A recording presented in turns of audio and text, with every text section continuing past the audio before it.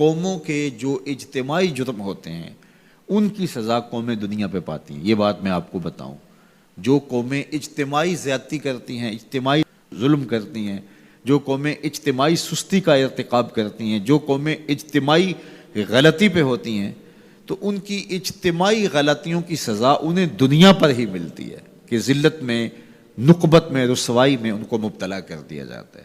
لیکن قیامت کے دن جو ہم نے پیش ہونا ہے وہ اپنے اعمال نامے ذاتی لے کے پیش ہونا ہے۔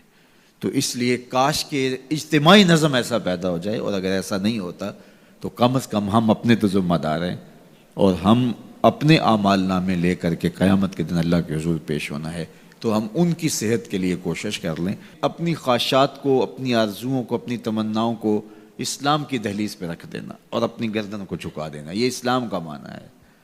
ہم جو رسوم و رواج ہیں وہ بھی اپنے علاقائی رکھیں، اور کلچر بھی ہمارا اپنی خواہش کا ہو، کاروبار بھی ہم اپنے طریقے سے کریں، جھوٹ بولنا چاہیں تو بول لیں، اور ہم مکر و فریب اور دجل و تلبیسات کا بازار بھی گرم رکھنا چاہیں کر لیں۔ جب مسجد کو آئیں تو ٹوپی پہن لیں اور نماز پڑھ کے پھر ٹوپی وہیں رکھ کے، نماز بھی وہیں رکھ کے، دین بھی وہیں رکھ کے پھر دکان پہ جا کے بیٹھ جائیں۔ تو وہ میاں جو نماز پڑھی ہے وہ دکان پہ بھی ساتھ لے کے جائیں۔ وہ دینداری آپ کے دفتر میں بھی آپ کے ساتھ ہونی چاہیے۔ لیکن ایسا نہیں ہے۔ میں ایک بات کہتا ہوں کہ اگر اس طرح کا دین چلتا ہوتا تو ابو جہل کو کیا مسئلہ تھا کہ اس کی جھوٹی سرداری بھی چلتی رہتی، اس کا مکر و فریب بھی چلتا رہتا، اس کا سب کچھ چلتا رہتا اور ساتھ ساتھ دین بھی چلتا رہتا۔ لیکن اسے پتہ تھا کہ دین لانے کا مطلب یہ ہے کہ بلال کے ساتھ کندھے سے کندھا ملا کے کھڑا ہونا پڑے گا۔ دین لانے کا مطلب یہ ہے کہ سر سے لے کر پاؤں تک اسلام کا نظم قبول کرنے اور اسلام کا طرز حیات اختیار کرنا پڑے گا۔ تو اسلام لانے کا مطلب یہ ہے کہ جب ہم مسلمان ہوئے تو پھر حضور کا دیا ہوا سارا نظام ہم اپنی روحوں میں اتار لیں گے۔ تو مجھے اور آپ کو اپنی خواہشات، اپنا طرز زندگی، اپنا انداز معاشرت حضور کے لائے ہوئے نظم کے مطابق اختیار کرنا پڑے گا۔ صرف نمازوں کا نام ہی دین نہیں ہے، سر پہ امامہ رکھ لینے کا اور داڑھی سجا لینے کا نام ہی دین نہیں ہے۔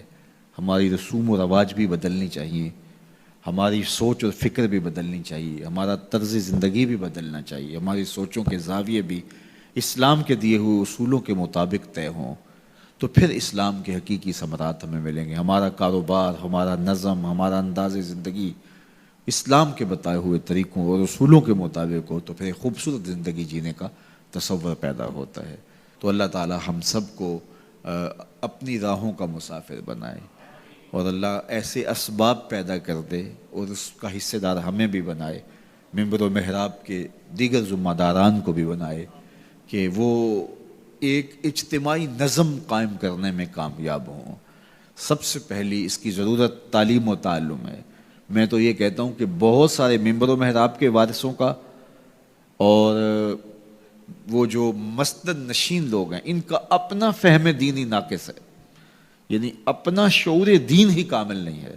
تو جب ان کا اپنا فہم دین ہی ناقص ہوگا تو یہ کس طرح پھر ایک اجتماعی نظم کے ذریعے اسلام کی حقیقی شکل اور صورت پیش کر سکتے ہیں۔ تو اللہ کرے کہ اس طرح کا کوئی نظم پیدا ہو کہ شعور کی دولت سے ہم اسلام کی جو حقیقی تھیوری ہے اور اسلام کا حقیقی جو مزاج ہے اس سے پہلے ذمہ داران کو آگاہ کر سکیں، اور پھر اس کے بعد جو ہے وہ ایک کوشش اور جد و جہد کے نتیجے کے اندر ایک خوبصورت نظم پیدا ہو سکے۔ اللہ مجھے آپ کو اپنی رحمتوں کے حصار میں رکھے، دنیا آخرت کی بلائیاں اللہ ہم سب کا مقسوم کرے، اور جب تک جئیں حضور کے غلام بن کے جئیں، اور جب موت آئے تو حضور کی غلامی میں آئے۔ سوکھا نکلے سا ظہوری جے ویخ لواں مکھ تیرا، آخری لمحے جب سانسیں ٹوٹ رہی ہوں تو حضور کا دیدار نصیب ہو جائے۔ اگر آخری لمحے یہ مقصود ہاتھ میں آ گیا اور یہ مقصد نصیب ہو گیا تو پھر مرنا بھی تحفۃ المومن بن جاتا ہے۔